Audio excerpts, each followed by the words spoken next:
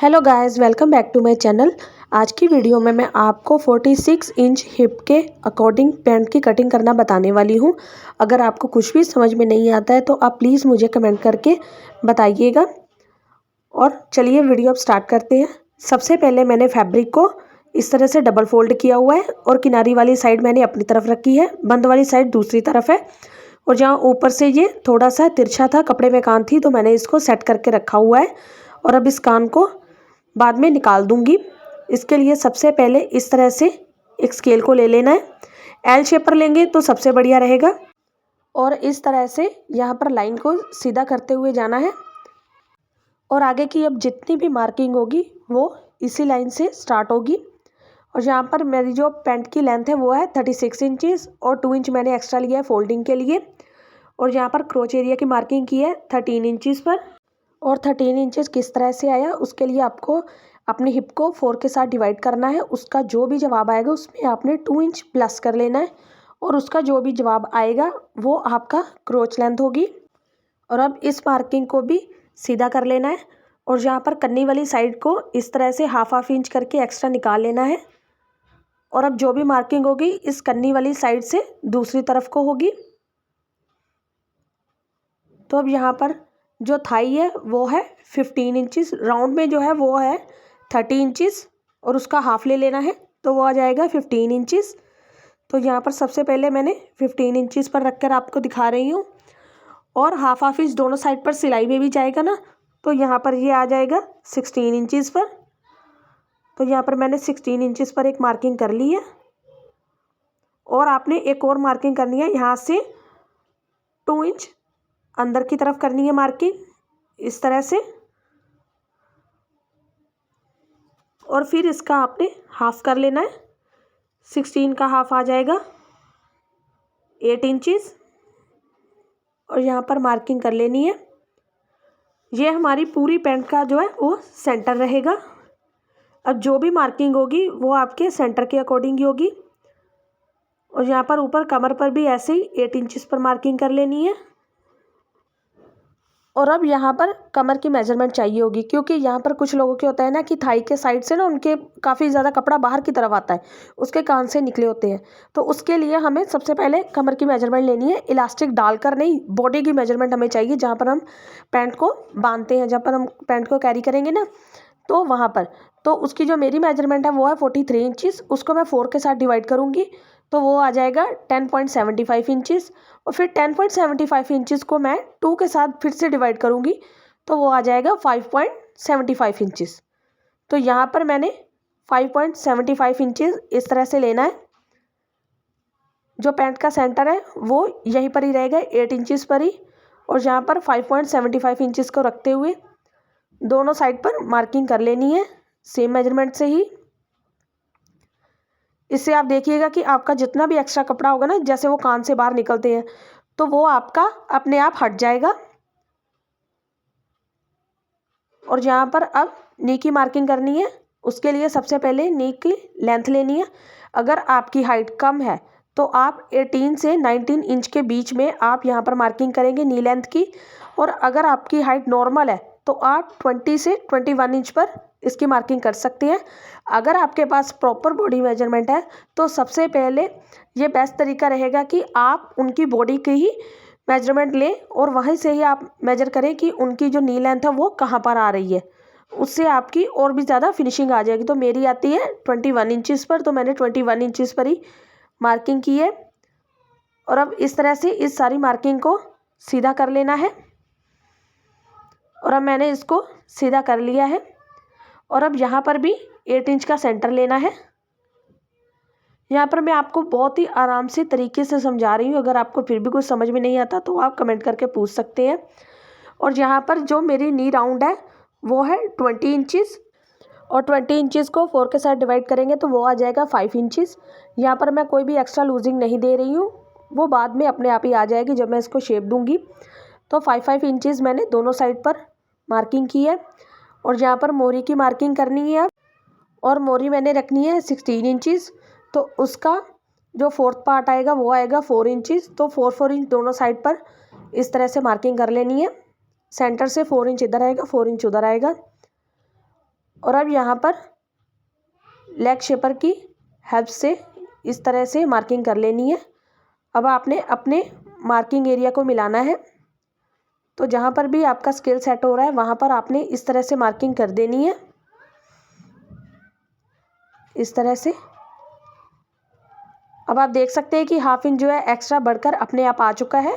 तो इसमें मुझे लूजिंग देने की ज़रूरत नहीं थी और मेरा सिलाई मार्जिन भी बीच में ऐड हो चुका है और यहाँ पर मैंने एक्स्ट्रा कुछ भी नहीं लिया है।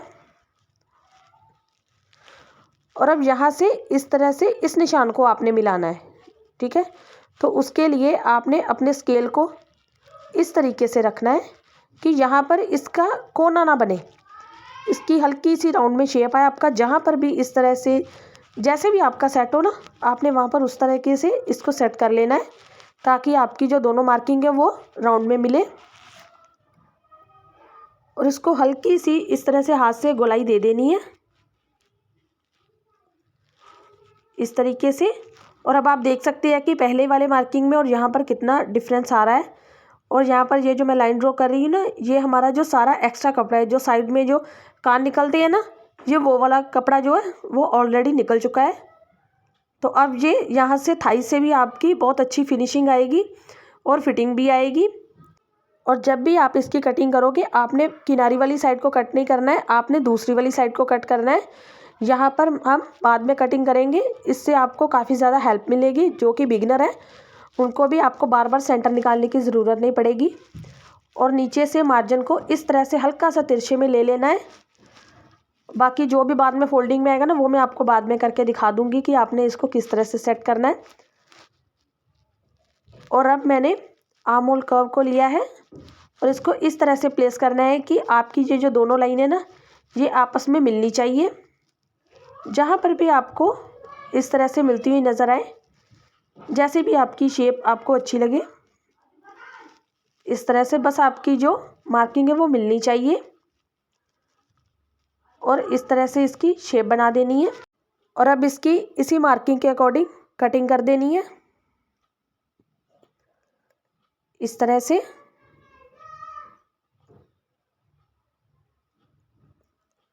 अभी किनारी वाली साइड को रहने देना है, उसको अभी कुछ भी नहीं करना है।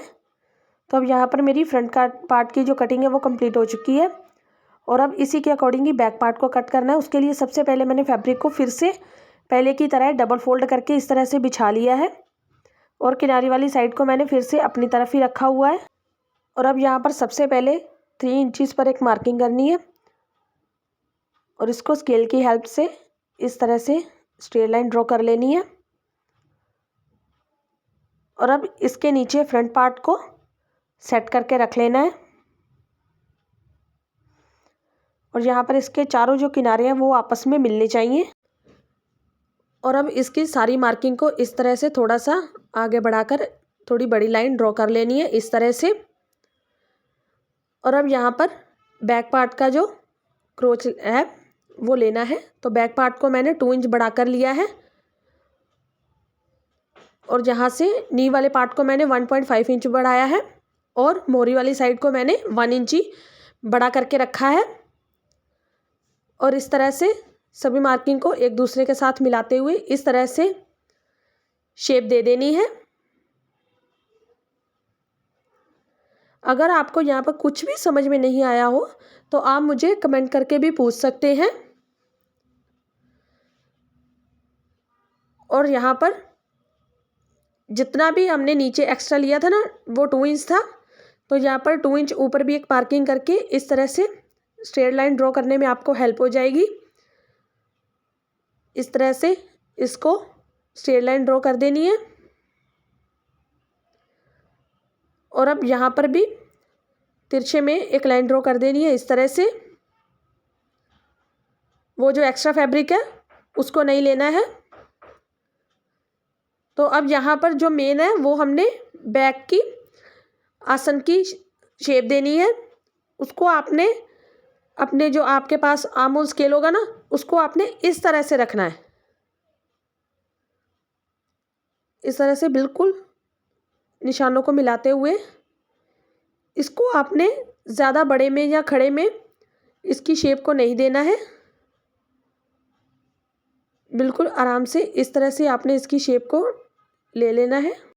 आप एक बार इस वाले तरीके को ट्राई ज़रूर करिएगा, चाहे आप एक रफ़ फैब्रिक के ऊपर ही कर लीजिएगा, लेकिन यकीन मानिए कि आपका जो पैंट है उसमें कोई भी खिंचाव नहीं आएगा और बिल्कुल परफेक्ट में आपकी जो शेप है वो निकल कर आएगी। और अब अपनी प्रॉपर मार्किंग के अकॉर्डिंग ही इसकी जो कटिंग है वो कर देनी है इस तरह से। अब आपने इसमें से कुछ भी जोड़ना या घटाना नहीं है। और अगर आप चाहो तो मैं आपको इसकी स्टिचिंग की वीडियो भी अपलोड करके दे दूंगी। इसको मैं पॉकेट वाला बनाने वाली हूँ और फुल इलास्टिक में रहेगा। इसमें मैं आगे बुकरम जो है वो अटैच नहीं करूँगी।